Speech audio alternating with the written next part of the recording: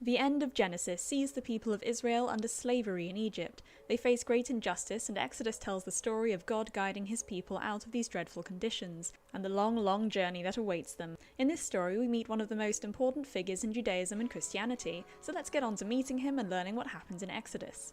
The Israelites multiply in Egypt, but a new Pharaoh is not having this and makes them toil harder than ever. He then commands the killing of all newborn Israelite boys. A Levite boy is born during this time. He is cast into the river to spare him this fate, and Pharaoh's daughter sees him downstream as she goes into the Nile to take a bath. She adopts him and names him Moses. Moses kills an Egyptian for beating a Hebrew savagely and flees.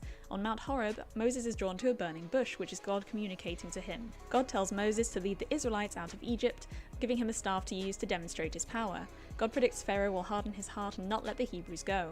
God demonstrates signs to an anxious Moses that he can use to make the Egyptians listen, like the staff transforming into a snake and back.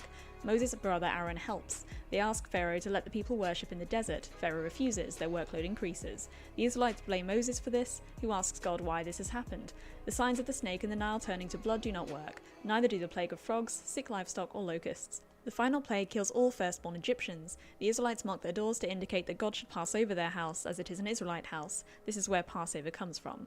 Pharaoh lets the Israelites go at last. The Lord guides them out of Egypt as a pillar of cloud in the day, fire by night. Pharaoh's army catches up to them. Moses has to part the Red Sea with his staff to help the people escape. He brings the waters crashing down upon the soldiers once every Israelite has passed safely. Moses begins to issue decrees from God, including ceremonial instructions on building an altar and a tabernacle and making sacrifices.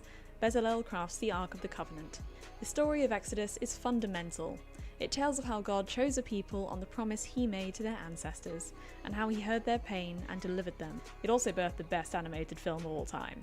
Exodus also provides the first form of divine law for humans. Christians today do not follow the ceremonial or civil laws relayed by Moses, but we do stand to learn a lot from the moral decrees in Exodus especially. It is a fascinating history, and the start of Mosaic law also paints for us a picture of the surrounding cultures of the time, which the Israelites were not to blend themselves with. No one Mosaic law is without reason. But that's another video. I hope this whistle-stop tour of Exodus in under 3 minutes was helpful. Till next time!